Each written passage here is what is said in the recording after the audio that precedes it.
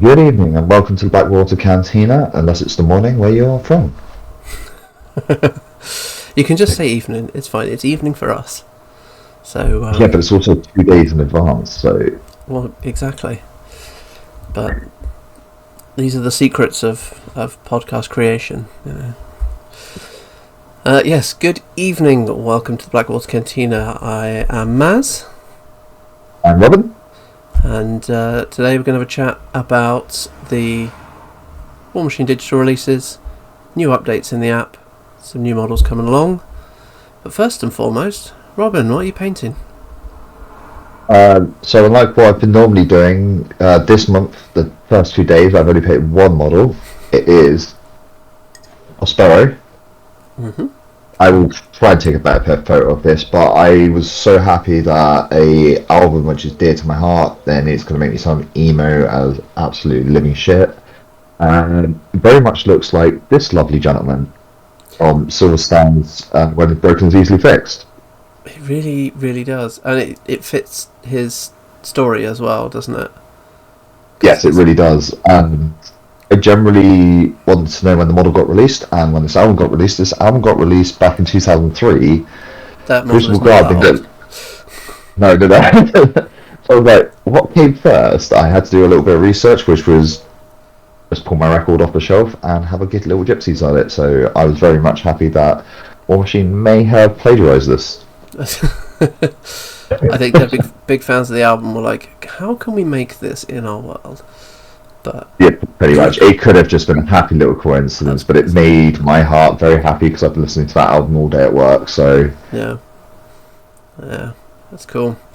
I have not been painting any War Machine stuff yet. I will do, I promise. But I'm just finishing off my goblins for the tournament at the end of the month. So tiny little bit left to go there, and then it's on to the last 25 points of Grimkin. So I've got Hollow Holden, Hollow Men and the Lantern, the Murder Crows, and a Clockatrice to go. So not a lot, and some of my favourite models from the Grimkin as well. To be fair, I keep saying all of the Grimkin are my favourite models, but the Hollow Men look really cool. I generally think you should give me your slaughterhouse, and I think we should call it a day. I think no. I want that model so badly. It got so hot I had to go up in the loft and check on him just to make sure he hadn't melted in the loft, but he's fine. He's good. Resin is the casualty of the summer. Yeah, I'm very glad that my glass cabinet isn't anywhere where it gets sunshine on it, and when the extension is done, it's still not going to be anywhere with sunshine on it. It might even be there, but we'll see. As you talk about this, one of my favourite things to do in the summer. I know it sounds really sad, but there is my local game shop called Knoxbox, and they have a lot of Warhammer Titans in there. And if you know where I'm going with this, they're all in the window because they want to show them off and stuff. But that window is directly in sunlight, so you get a lot of droopy Titans that have to be and you see them in there for about a week with hairdryers and all sorts, trying to reshape and remold these things back together. And these are thousands of pounds, and it is. I know it should be mortifying, but it is one of my favourite activities to do because I find it very funny that you would have thought you would have removed from sunlight, but yeah, you'd think they would not. Oh. So yeah, while we're talking about resin things and things melting, the new July releases for the War Machine Tribe. I get to talk about more Dark Operation stuff. Yes, you're very happy about that. Well, you've got to put up with this until December. But the big thing for this month is Galena Lycia. The new extreme. I do want that, as I've already stated in our group chat, that I want this model. I want 2 of them because I want to recopy one for. If everybody hears me talking of Boris in this chat, I am actually talking of Bjorn, the rifle specialist for Kador. I do want to convert it so that Bjorn is. So this is Borysiuk. Yeah. Borysiuk. Boris is easier for me because I don't speak Russian, but. My Russian. But yes, I do want to do it. My Russian is terrible, although I did do know that Veroni is Russian for crow, so there you go. So the little solo which I heard on the Atlanteans podcast today, they were talking about. They're like, "Oh, I think it's ravens."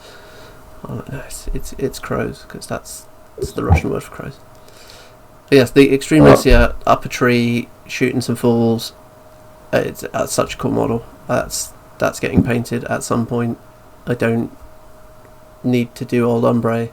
My wife will probably do Old Umbre because she is very firmly in the Kador trenches. Yeah, she model's is amazing. So nice. We've got a load of new terrain, which is all subterranean, underground, laboratory, like sewer levels type thing. So we've got those for our operations. Sorry, I forgot the name. You talked about it so much, it just I had a metal block to it, but that's it. So the new scenery, which I completely did not expect Cephalix terrain at all. That was not on my bingo card. But once the mythical extension is done, I will have space for terrain. So it's going to be very cool to actually print a load of this off, find a mat to go on the table that looks like underground stuff to go with my swamp and my green field, and then get a third one that I will then only ever use that one because I'm to get one for each army, don't I? But yeah, the stalagmite, the pipe. I really like the pipes. I think they look really cool. My personal favourite is just the stalactites, the little dips and the craters and the mounts that you get in there. Because it just that adds more to the atmosphere that is underground. And if you were to print a lot of these, then you could have a really nice terrain board with that.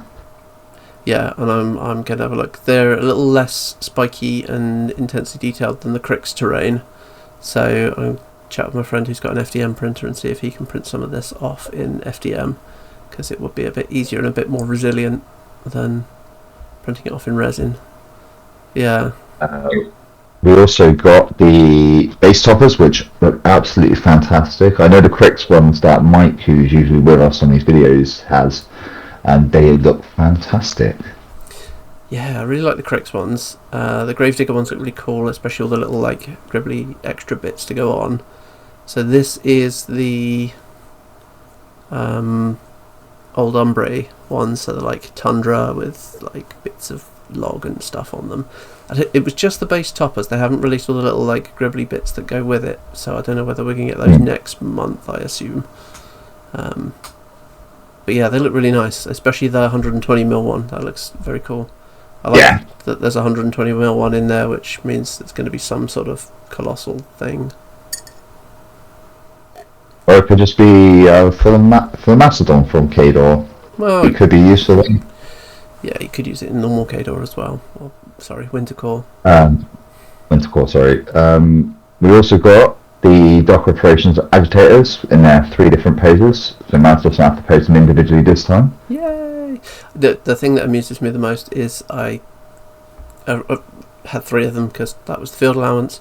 They were all the same pose, which is the guy on the far left side is the like original pose. It's still a complete resculpt by the looks of it. But the guy in the middle, I'd actually converted one of mine to be in that pose as well.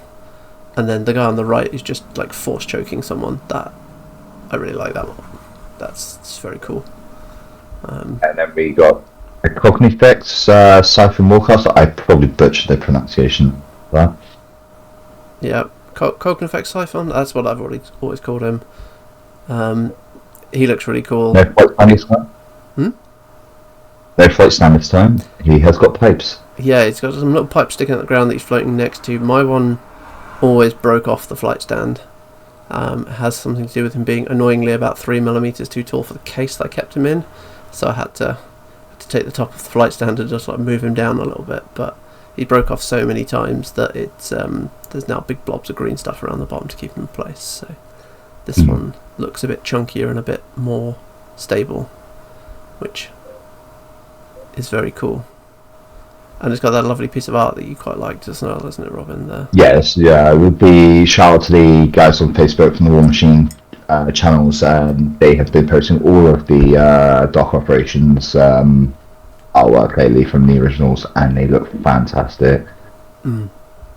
I just like the fact that he is mind lightning Sigma trooper, and it looks fantastic. Dissolving Who doesn't completely with his brain. Sigma? The other one that I did notice when we spoke about earlier was they keep dropping these little dice for size things, but it's actually got the new Steamforge logo on it for War Machine and Hordes on it. Yeah. Warm Hordes, and it looks really nice because I know I've got some of the Q6 dice that Mike gave me, and you guys have got the original ones as well. I got the old Gale Force 9 Crix dice back from Mark 1 days. Yeah, it's interesting. I don't know, because obviously they've got the official partnership with Baron of Dice, so they've got the dice sets from there. I don't know whether this is going to be a Steamforged set or whether that's just for scale or if they're actually releasing them. If they do release them, that would be absolutely fantastic because those dice look really nice. And even though the Barons are I can't even pronounce it, or really paying attention to that a bit. The Balance of Dice ones are really nice as well, so please go check those guys out. We are not sponsored by them, but if they do want to sponsor us, please do. Give us free things, we love them. Yeah, just send me some dice to wave at the camera, because they're really cool. They're really nice. They, Marcel's got the Necrofactorum ones, and they're really nice. Yeah. I've been sorely tempted to buy them. Hopefully might do some Dark Operations ones.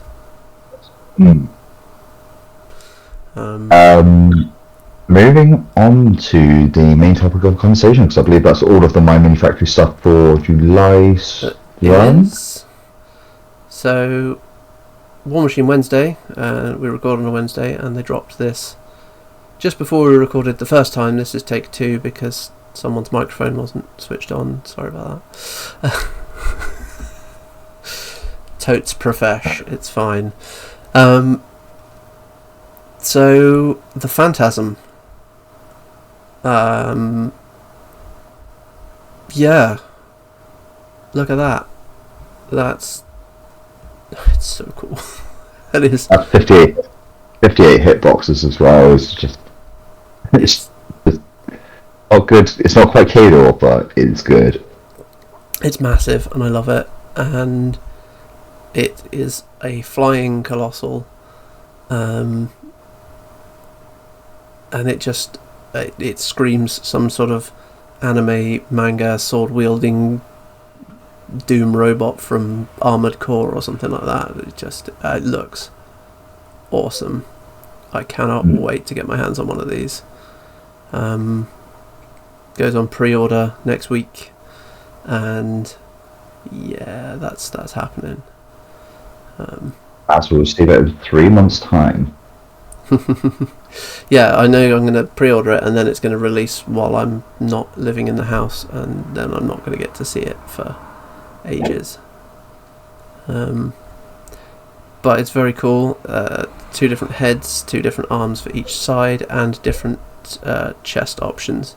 Although in the article they released, it's got the head options twice. But there we go. And it doesn't show us the different chest options, but there are ones. So They are disgusting for what we spoke of. We'll get them to that in a second. So we're going to start off with Bulldoze and Phantasmal Field. Yep. So oh, sorry, Mazz, after you. You crack on, sir. Okay, the Bulldoze. When this model is in base-to-base with an enemy model during its normal movement, it can push the model up to 2 inches directly away from it. A model can be pushed by Bulldoze only once per turn. Bulldoze has no effect when this model makes a trample power attack. Yeah. So you can get in its way, and it's just going to kick you. Yeah, pretty awesome. And then Phantasmal Field, +1 defense against ranged attacks and arcane attack rolls for each focus on it. That's only defense 11, so you can in theory go up to defense 14 against ranged and arcane attacks, which is, it's alright for such a big target, you know. It's an interesting one. It's unstoppable. It's got Pathfinder. and flight. It's flying. It's a flying colossal. It's massive. So, yeah, that Phantasmal field works quite nicely with one of the heads, which we'll get to in a second as well. Then we've got the main weapon, which is the Teleforce Ray. Or Teleforce A-Ray, sorry, I should say. Yeah, so you've got range 12 cannon. I'm going to call it a cannon. It's power 15. It's pretty beefy as far as shots go. Good long range on it as well, range 12. Yep. And you pick in one of 3 attack types. One that gives enemy -2 speed for a round. The Thunderbolt to knock something D3 away, and on a critical knocks them down. And then your favourite one, the Radiant Blast.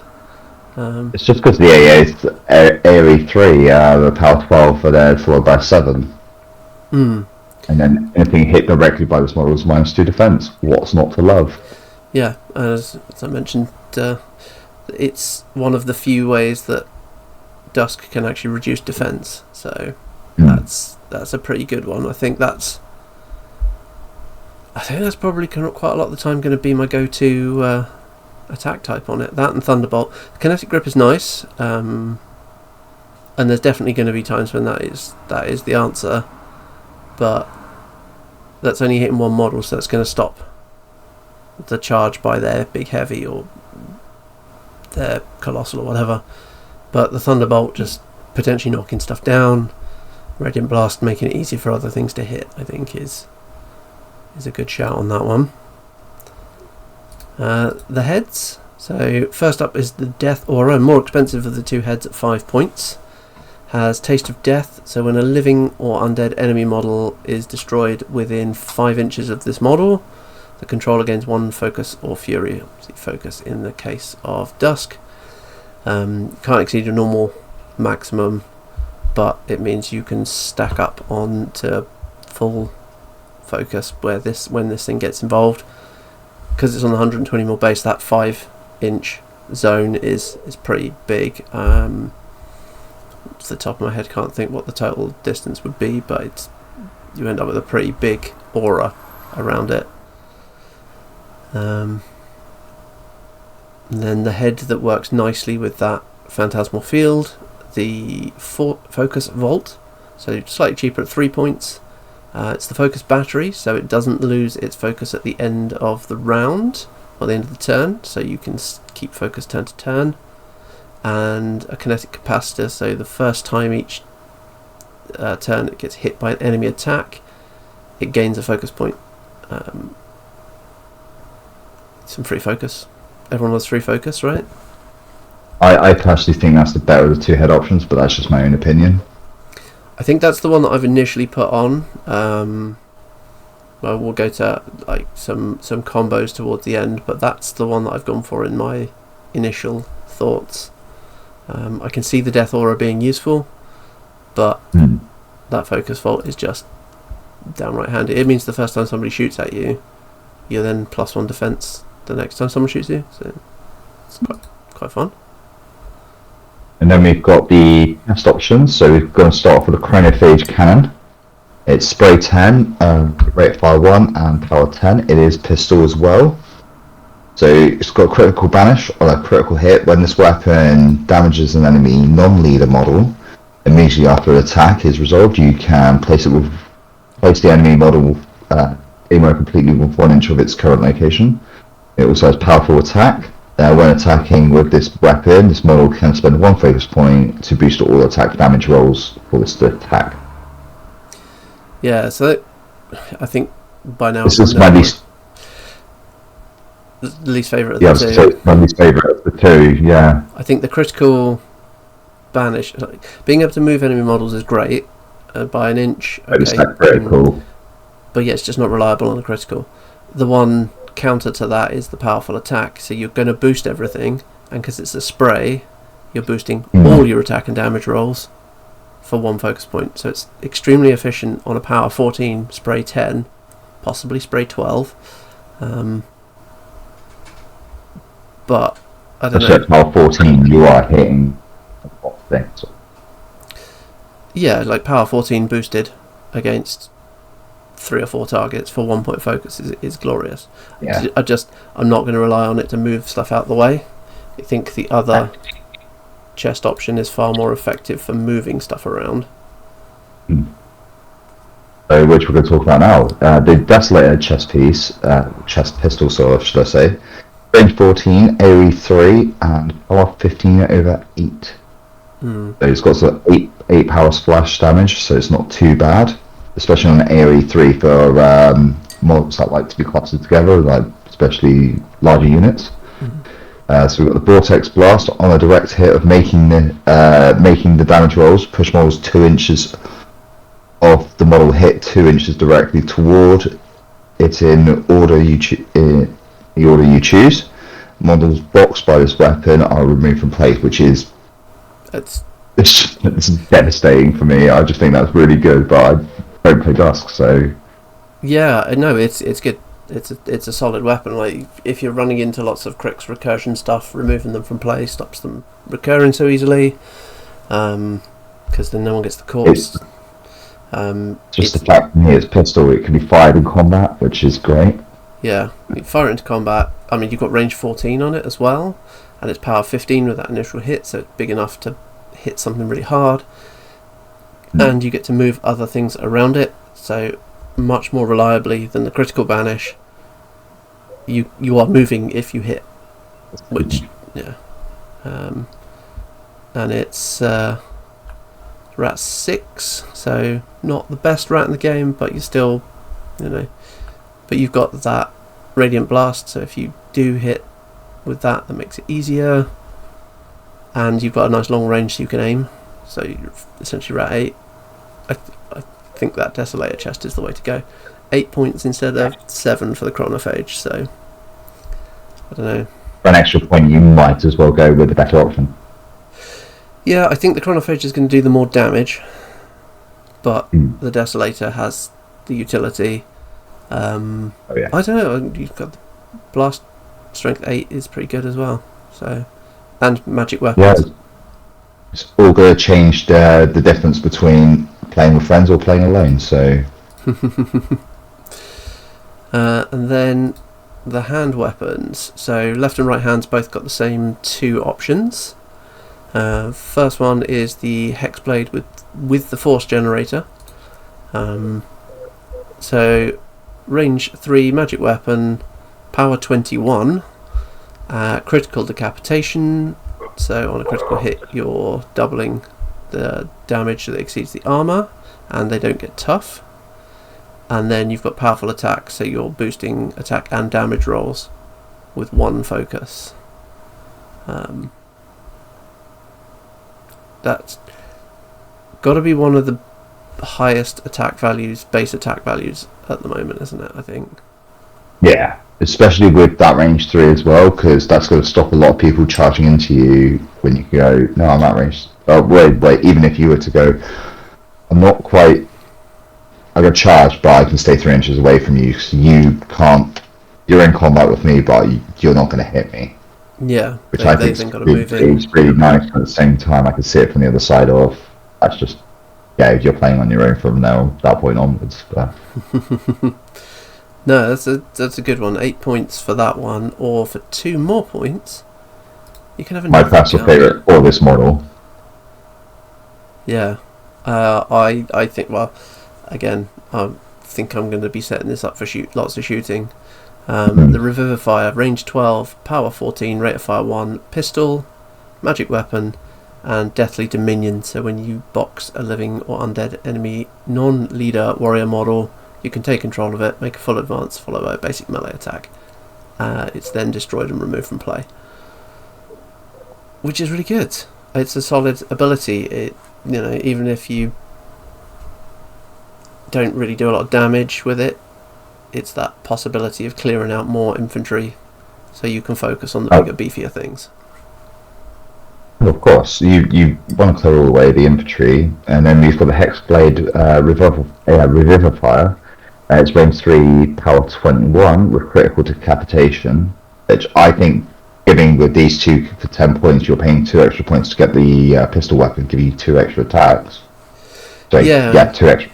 model. I think taking two of those with the base desolated chest piece and the focus bolt head, I think you're looking at just one model on it that devastates everything. It's certainly putting a lot of damage out. Obviously, you lose the powerful attack on it, but you get the extra gun. And as I said, I think I'm going to be running this as a gun platform. I think this is the model that Helith has kind of been waiting for. Looking at which, Speaking of which, Aaron, our fellow co-host, who's not here today, was talking about this earlier. With her fire group spell, yeah, it's going to make a big difference with her. yeah. When model spellcasters battle group are in control range, their ranged weapons gain +2 range. Fire group lasts for 1 turn. So yeah, for 2 focus, Helith's 2 pistols go up to range 12. Her pistols are pretty good. You can If you're dispels, grievous wounds, phantom seekers. You can life trade her, so you get an extra damage, and you can boost with her, so you can be rolling 4 dice damage with her. And she gives Field Marshal True Sight as well. And then you're firing the Phantasm with a possible 4 ranged weapons. 3 of them at range 14, 1 at range 16, and yeah, 2 power 15s, 2 power 14s. That's a lot of firepower. yeah, and dropping her feet to the Blessing of the Void as well. Yeah, -2 defense and armor, and Friendly Faction Warriors gain +2 defense and armor. Probably really good 1 turn there. You want to actually use your Phantasm to its advantage, otherwise it's going to be dead very quickly, I think. Yeah, so it's not the toughest Colossal. We kind of figured that being a Dusk, it wasn't going to be particularly tough. So the defense 11, armor 19. You've got Inviolable Resolve in faction on the spell rack, so anyone you run it with can run Inviolable Resolve, and this is a brilliant target for it. Makes it armor 21, makes it that much more survivable. 58 hitboxes, as you said, not as many as Khador Colossals, but more than the Shadowflame Shards Gargantuan. And the best going from some crows. Yeah, that was 52, was it? Give me 2 seconds, Bible models. 56. 56. So a couple more than that then. I think it's going to be an interesting piece. It's the other Dusk shooting from the Jacks has always felt a little bit lackluster.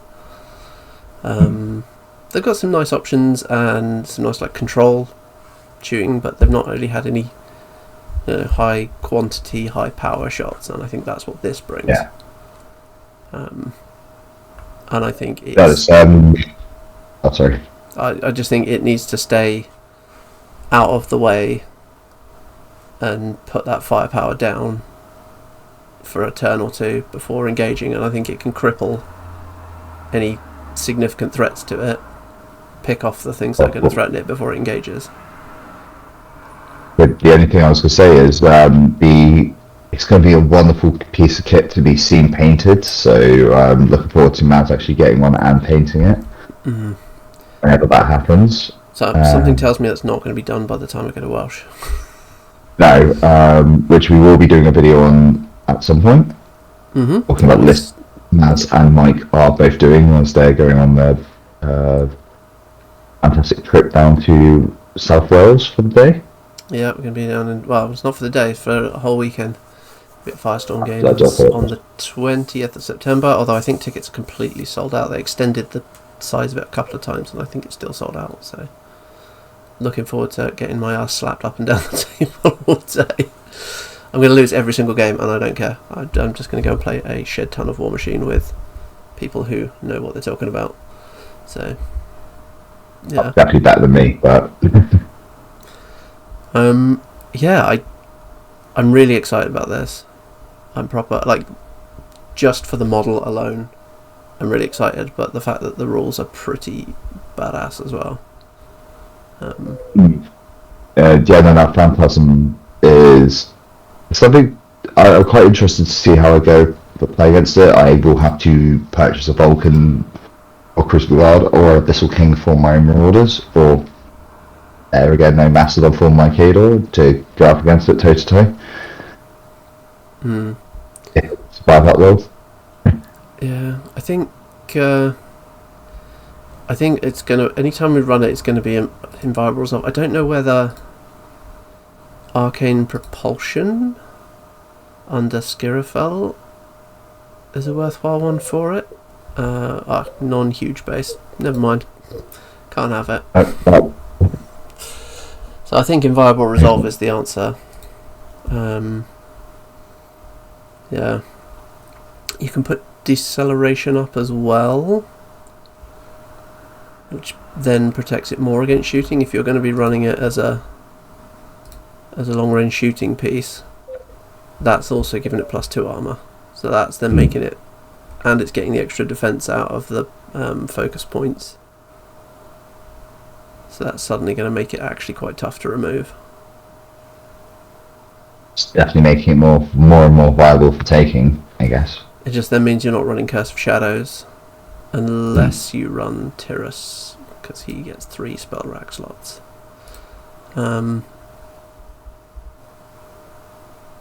Yeah, interesting.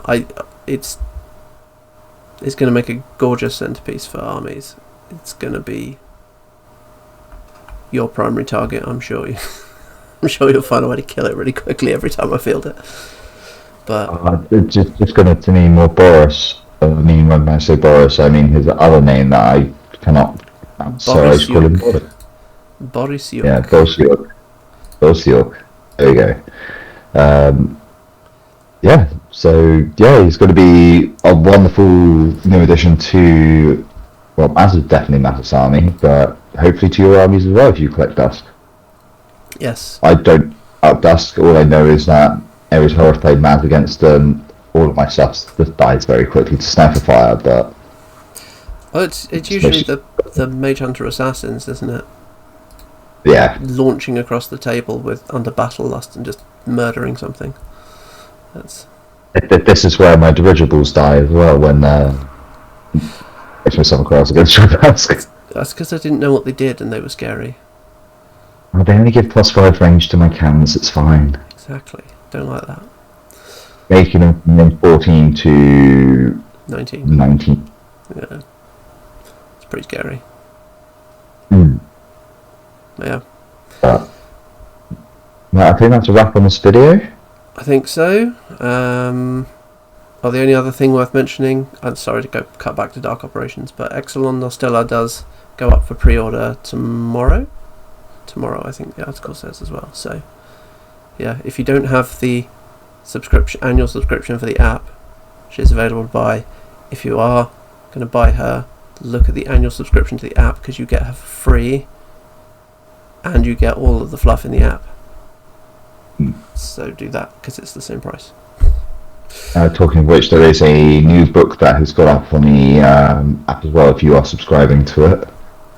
Yes, the second part of the old Umbre storyline. So, yeah, I'm going to read that later tonight.